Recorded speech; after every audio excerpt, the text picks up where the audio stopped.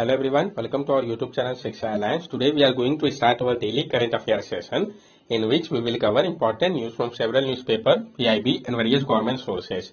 So let's begin our session. Our first topic is e-Shram portal. तो हम जानेंगे e-Shram portal के बारे में और ये न्यूज में क्यों आया। तो recently Supreme Court has directed state to register unorganised worker on the portal within 6 week. अभी हाल ही में सुप्रीम कोर्ट ने डायरेक्ट किया है स्टेट को कि वो रजिस्टर करे अनऑर्गेनाइज वर्कर को पोर्टल पे 6 वीक्स के अंदर। तो ये है क्या e-Shram portal. E-Shram portal was one of the key initiative aimed at bringing the workforce creating a national database, particularly the unorganized sector, into the ambit of social security. E-Shram portal जो है वो एक की इनिशिएटिव है जिसका मकसद है लाना वर्कफोर्स को क्रिएट करके एक नेशनल डाटाबेस को पार्टिकुलरली अनऑर्गेनाइज सेक्टर के लिए जो मेन स्ट्रीम है सोशल सिक्योरिटी का, उस पर currently about 28 crore workers from nearly 400 field have been registered on the portal. और अभी प्रेजेंटली क्या है 28 करोड़ वर्कर जो है नियरली 400 फील्ड के उनको रजिस्टर किया गया इस पोर्टल पे। Developed by ministry of labour and employment, इसको डेवलप किया गया है किसके द्वारा, ministry of labour and employment के द्वारा। नेक्स्ट टॉपिक है हमारा labour code empower workers. Prime minister ने कहा है कि जो लेबर कोड है ये इंपावर करता है वर्कर को। तो हम जानेंगे इसके बारे में डिटेल्स में, फिर जो लेबर कोड है इसको भी समझेंगे। Recently, the PM inaugurated the two-day national level conference, a meeting of Labour Ministry and Labour Secretary from Union Territory and State in Tirupati. अभी हाल ही में प्राइम मिनिस्टर ने इनोग्रेट किया है 2 दिन का नेशनल लेवल कॉन्फ्रेंस को, जो कि एक मीटिंग था लेबर मिनिस्टर और लेबर सेक्रेटरी के बीच में यूनियन टेरिटरी और स्टेट का तिरुपति में। ये मीटिंग हुआ कहाँ था, तिरुपति में। जानेंगे हम लेबर कोड के बारे में। A new set of regulation consolidate 44 labour law under 4 category of code. जो नया सेट है रेगुलेशन का ये कंसोलिडेट कर रहा है जो 44 लेबर लॉ था इसको 4 कैटेगरी में कर दिया गया है। जानेंगे इन चारों के बारे में। The code on wage 2019। The Code on Wage 2019 aims to regulate wage and bonus payment and provide equal remuneration to the employee performing work of a similar nature in every industry, trade, business और manufacture। इसका मकसद है regulate करना veg को और bonus को payment का, और प्रोवाइड करना इक्वल रिम्यूनरेशन एम्प्लॉय को जो परफॉर्म कर रहे होंगे वर्क को सिमिलर नेचर का हर एक इंडस्ट्री, ट्रेड, बिजनेस या मैन्युफैक्चर के लिए। The code on occupational safety health and working condition 2020। जो code on occupational safety health and working condition 2020 है, इस seek to regulate the health and safety condition of worker in establishment with 10 और more worker and in all mines and dock. ये regulate करता है health और safety condition को worker का establishment में जहां पे 10 या 10 से अधिक वर्कर हो, माइंस या डॉक जैसे जगह पे। Code on social security 2020। It consolidate 9 laws related to social security and maternity benefit. जो कोड ऑन सोशल सिक्योरिटी है 2020 का, ये कंसोलिडेट कर रहा है 9 लॉज को जो कि रिलेटेड है सोशल सिक्योरिटी से या मैटरनिटी बेनिफिट से। The code on industrial relation 2020 is seek to consolidate 3 labor laws and improve the business environment in the country, largely by reducing the labor compliance burden of industry। जो code on industrial relation 2020 है ये consolidate कर रहा है 3 labour laws को और improve कर रहा है बिजनेस एनवायरनमेंट को कंट्री पे, लार्जली रिड्यूस करके लेबर कंप्लायंस बर्डन को इंडस्ट्री के ऊपर से। नेक्स्ट टॉपिक है हमारा right of way rule amended for faster 5G roll out PIB। तो हम जानेंगे जो आपका ये ROW right of way rule है जिसको कि अमेंड किया गया है ताकि फास्टर 5G को रोल आउट किया जा सके, इसके बारे में। Ministry of Communication, Electronic and IT and the Ministry of Railway has released amendment in the Indian Telegraph Right of Way Rule 2016 to facilitate faster and easier deployment of telecom infrastructure। तो किस ministry ने किया ये important हो जाएगा। तो ministry of communication, electronic and IT और इनके साथ साथ मिनिस्ट्री ऑफ रेलवे, ये दोनों मिनिस्ट्री है जिन्होंने रिलीज किया है अमेंडमेंट को Indian telegraph right of way rule 2016 पे। ये फैसिलिटेट कर रहा है फास्टर और इजियर डिप्लॉयमेंट टेलीकॉम इंफ्रास्ट्रक्चर का। Ministry has released the 5G ROW application form on गति Shakti Sanchar portal to enable a faster 5G rollout in India। जो मिनिस्ट्री है उन्होंने रिलीज किया है 5G right of way application form को Gati Shakti Sanchar portal पे ताकि इनेबल किया जा सके एक फास्टर 5G रोल आउट को भारत में। Right of way is the legal right established by grant from a land owner और long usages to pass along a specific route to property belonging to another. जो right of way है ये legal right है जो establish किया गया है grant के तौर पे लैंड ओनर से लॉन्ग यूजेस के लिए। ये पास करेगा एक स्पेसिफिक रूट पे प्रॉपर्टी से जो कि बिलोंग करेगा किसी और को। Gati Shakti Sanchar portal was launch recently for centralise right of way approval and the ministry of communication. जो गति शक्ति संचार पोर्टल है इसको लॉन्च किया गया अभी हाल ही में centralise right of way approval के लिए मिनिस्ट्री ऑफ कम्युनिकेशन के अंतर्गत। पीएम गति शक्ति स्कीम के बारे में भी हम जान लें। It was launch in 2021 with the aim of coordinated planning and execution of infrastructure project to bring down logistic cost. PM Gati Shakti scheme जो है इसको लॉन्च किया गया 2021 में। इसका एम है कोऑर्डिनेटेड प्लानिंग करना और एग्जीक्यूट करना इंफ्रास्ट्रक्चर प्रोजेक्ट को, ताकि कम किया जा सके लॉजिस्टिक कॉस्ट को। नेक्स्ट टॉपिक है हमारा एएनपीआर कैमरा। तो हम जानेंगे एएनपीआर कैमरा के बारे में। Ministry of Road Transport and Highway is planning to remove all the toll plaza on the national highway and rely on automatic number plate reader camera. Ministry of Road Transport and Highway जो है वो तैयारी कर रहा है कि remove कर देंगे वो टोल प्लाजा को नेशनल हाईवे से, और अब वो डिपेंड होंगे automatic number plate reader ANPR camera के ऊपर। ये एएनपीआर कैमरा है क्या? ANPR camera will read the vehicle number plate and automatically deduct toll fee from the bank account of the vehicle owner. ANPR camera जो है वो read करेगा vehicle number plate को, ऑटोमेटिकली डिडक्ट करेगा ये toll fee को bank account से vehicle owner का। प्रॉब्लम क्या है? Only those that have come after 2019 will be registered by the camera. The government plan to come up with a scheme to reflect older number plate. Problem यह है कि जो सिर्फ 2019 के बाद रजिस्टर हुआ है वही इस कैमरा पे रीड हो पाएंगे। गवर्नमेंट इसलिए प्लान कर रहे हैं एक स्कीम लाने का ताकि रिप्लेस किया जा सके पुराने नंबर प्लेट को। Other issue are when things are written on number plate beyond the 9 digit registration number, such as Government of India, Delhi and names of courts, etc. और दूसरा प्रॉब्लम यह है कि बहुत सारा थिंग लिखा होता है नंबर प्लेट में 9 डिजिट रजिस्ट्रेशन नंबर के अलावा, जैसे कि government of India, Delhi, names of God etcetera. तो ये भी इश्यू है कि कुछ वो रीड नहीं करेगा। करंट स्टेटस क्या है? Currently about 97% of the toll collection happen through FASTag. The remaining 3% pay higher than normal toll rate for not using FASTag. अभी क्या है 97% टोल जो आपका टोटल कलेक्शन होता है वो फास्टैग के माध्यम से हो रहा है, और जो रिमेनिंग 3% बच जा रहा है वो हायर पे कर रहा है नॉर्मल टोल रेट से नहीं यूज करने के लिए फास्टैग को। नेक्स्ट टॉपिक है हमारा India poised to become the next global SaaS capital. India जो है वो बन जाएगा बहुत जल्द नेक्स्ट ग्लोबल सास कैपिटल। तो ऐसा क्यों फिर सास है क्या, हम सब कुछ समझेंगे।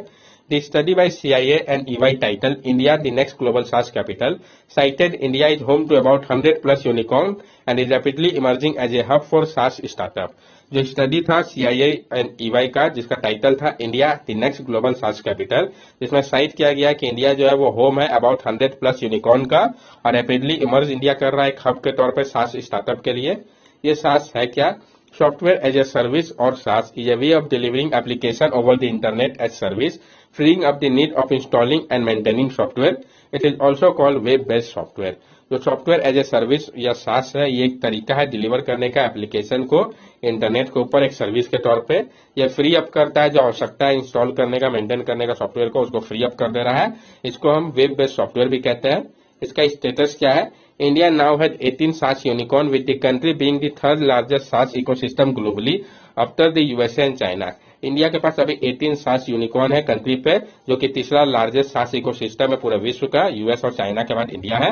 By 2025, the Indian SaaS market will become 7 to 10% of the global SaaS market from current 2 to 4% presently. और 2025 तक उम्मीद लगाया जा रहा है कि इंडिया का जो SaaS मार्केट है वो बढ़ के 7 से 10% तक हो जाएगा ग्लोबल SaaS मार्केट में इसका कंट्रीब्यूशन, जबकि अभी प्रेजेंटली 2 से 4% ही है। What more is needed? क्या आवश्यकता है? Need to build a robust talent pool. आवश्यकता है कि एक robust talent pool तैयार किया जाए। Driving greater awareness for SaaS product. हमें स्कीम चलाना होगा ताकि ज्यादा अवेयरनेस फैला सके SaaS प्रोडक्ट को लेके। Factor driving SaaS in India, जो फैक्टर जो कि ड्राइव कर रहे हैं इसको भारत में, driven by small and medium businessman with focus on large enterprises. ये ड्राइवन है आपका स्मॉल और मीडियम बिजनेसमैन है जिसका फोकस है लार्ज इंटरप्राइजेस के ऊपर।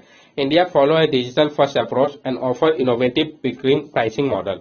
इंडिया फॉलो करता है एक डिजिटल फर्स्ट अप्रोच को और ये ऑफर करता है इनोवेटिव प्राइसिंग मॉडल को। Large consumer base in India, और लार्ज कंज्यूमर बेस है भारत में। नेक्स्ट टॉपिक है हमारा जीन CH-A6। तो हम जानेंगे जो जीन CH-A6 के बारे में, ये न्यूज में आया है तो क्यों आया, इसका क्या सिग्निफिकेंस है। A gene called CH-A6 has been identified in Candida albicans, a fungal species infamous for causing high rate of morbidity and mortality under certain immunocompromised conditions such as AIDS or during cancer treatment. एक जो gene है जिसको कहा गया है CH-A6, उसको identify किया गया है कैंडिडा एल्बिगन में, जो कि एक फंगल स्पीसीज है। तो किसमें आइडेंटिफाई किया गया है? कैंडिडा एल्बिगन में। ये एक फंगल स्पीसीज है जो कि फेमस है काउज करने के लिए बहुत ज्यादा रेट मॉर्बिडिटी और मोर्टेलिटी का कुछ इम्यूनो कम्प्रोमाइज कंडीशन में, जैसे कि आपका एड्स हो गया या कैंसर ट्रीटमेंट के दौरान हो गया। Candida normally lives on human skin and inside the body, such as mouth, throat, gut, and vagina, without causing problem. However, under immunocompromised condition, it become a life-threatening system infection. Candida जो है वो normally live करता है human के skin में, हमारे body के अंदर, जैसे कि माउथ में, थ्रोट में, गट में, वजाइना में, बिना कोई प्रॉब्लम किए हुए। लेकिन कुछ इम्यूनो कॉम्प्रोमाइज कंडीशन में ये एक life threatening system infection create कर देता है। क्या सिग्निफिकेंस होगा इसका? It could hold the key to preventing fungal infection candidiasis. ये जो जीन आइडेंटिफाई किया गया है ये की हो सकता है रोकने के लिए जो फंगल इन्फेक्शन होता है कैंडिडियासिस के कारण, उनको प्रिवेंट किया जा सकेगा। नेक्स्ट टॉपिक है हमारा Puttaswamy and the fading promise of right. Puttaswamy और जो प्रॉमिस ऑफ राइट था इसके बारे में हम जानेंगे। जो केस था में 5 साल हो चुका है आपका 9 जज बेंच जो थे सुप्रीम कोर्ट ऑफ इंडिया के, जिन्होंने डिलीवर किया था क्रूशियल जजमेंट को justice K H Puttaswamy retire versus Union of India case के दौरान। ये केस था क्या? Justice K H Puttaswamy retire versus Union of India case 2017। ये आपका 2017 का केस था। It formally recognise the right to privacy as being the fundamental right stemming from the right to life and personal liberty guaranteed under article 21 of the Indian constitution. ये formally recognise करता है कि जो right to privacy है वो एक fundamental right है। ये स्टेमिंग करता है राइट टू लाइफ और पर्सनल लिबर्टी को, जिसको गारंटी किया गया है अंडर आर्टिकल 21 के इंडियन कॉन्स्टिट्यूशन के। While right to privacy is instinct to an individual ability to excessive bodily autonomy, is it still not an absolute right? ये right to privacy जो है ये इंट्रिंसिक है इंडिविजुअल एबिलिटी का exercise करने का, बॉडीली ऑटोनॉमी का, लेकिन ये एब्सोल्यूट राइट नहीं है। इश्यू क्या है जो कि अभी भी परसिस्ट कर रहा है? Data security breaches which result in loss and theft of personal sensitive data have not reduced in terms of measurable frequency or their impact.